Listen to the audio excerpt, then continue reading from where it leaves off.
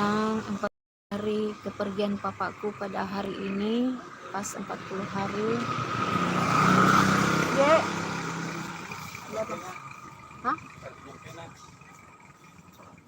Aduh, beta ada live.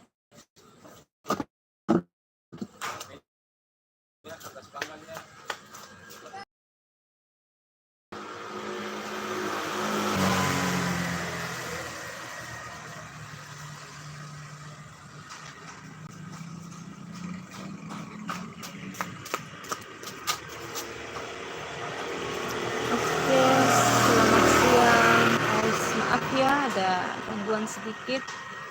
Hari ini aku lagi mengenang kepergiannya papaku pas 40 hari. Saya cuma mau bilang Tuhan itu baik. Dan waktu itu pas papa meninggal, waktu 3-4 hari saya sudah datang di Ambon. Nah, saya datang di Ambon, kebetulan saya ada ngontrak di Durian Pata guys.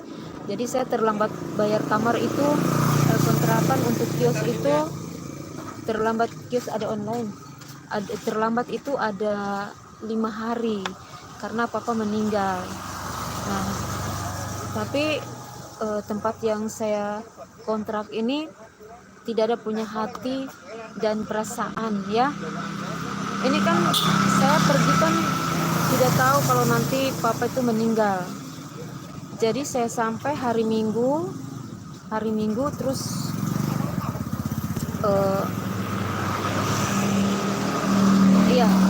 saya sampai dari Buru ke Ambon pas saya tiba hari Minggu. Jadi terlambat 5 hari, terlambat bayar kontrakan. Nah, pas waktu saya datang itu kan listrik mereka copot. Balon dicopot dan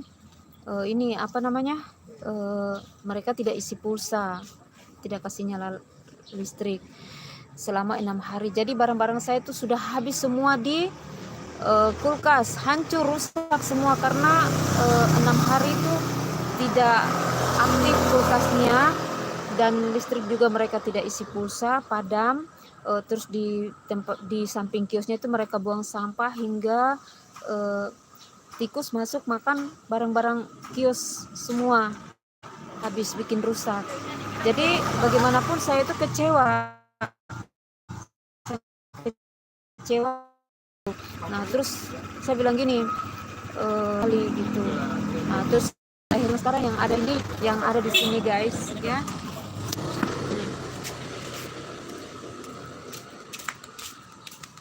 Ini usahanya.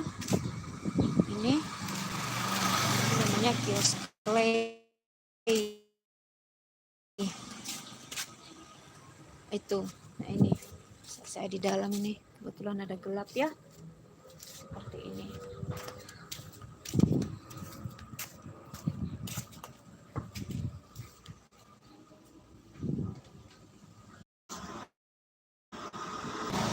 Lanjut ya, pas di satu tempat usaha ini di Galala ya guys, saya angkat barang itu langsung ibunya tuh bilang gini, saya kan bilang ibu, mama, ini saya sudah dapat tempat jadi saya mau pindah, pokoknya saya kecewa sekali gitu dengan kalian punya tingkah. Terus kata mama itu, kata si tante, tapi kamu bayar dulu ya, nanti saya bayar, kan cuma terlambat 5 hari paling 50.000 gitu, paling 50.000 karena 1 bulan kan 200, tapi kan saya tambah mereka 100.000 jadi 300.000 saya bayarnya gitu, bayar kontrakan itu. Nah, tapi saya cuma pakai gedungnya doang, air apa segala macam kata mereka nanti ambil dari sini. Ternyata saya juga kena tipu guys. Nah, jadi dia telepon anaknya, datang ngamuk, anaknya ngambek katanya, bayar dulu baru kau bisa keluar. Nanti saya bayar, kalau cuma 50.000 nanti saya bayar gitu. Tidak bisa bayar, saya pegang kamu punya kabel kan, kabel lampu itu kan saya beli 500.000 guys, 1 meter kan 10.000, jadi ongkos kerjanya 200.000, 5, 6, 700.000.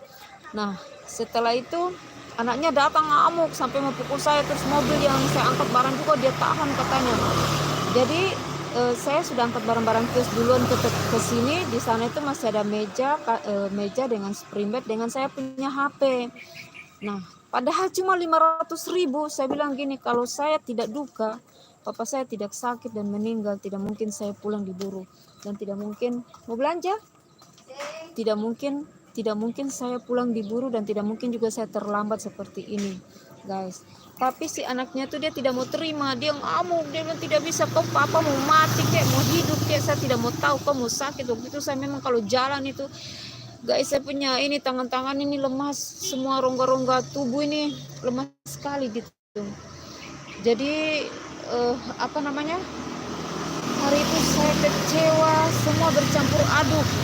Saya masih sementara berduka, kok mengalami hal yang seperti ini, guys. Saya sampai bilang sama dia, nanti saya kasih uangmu, kalau itu cuma 50.000, kenapa kau ngambek seperti ini? Kalau kau anggap saya itu sebagai saudara, itu kan saya punya opa punya anak luar, jadi mau bilang saudara juga enggak juga sih. Nah, terus saya balik lagi, sudah selesai angkat barang, saya balik lagi ke tempat yang itu, yang tadi itu, yang pertama. Mereka sudah kasih masuk, meja tidak ada lagi gitu, meja tidak ada, handphone saya juga tidak ada, saya tidak tahu kemana gitu. Nah, terus saya balik lagi, saya lapor di polisi. Beberapa hari kemudian saya lapor di polisi karena memang kondisi saya masih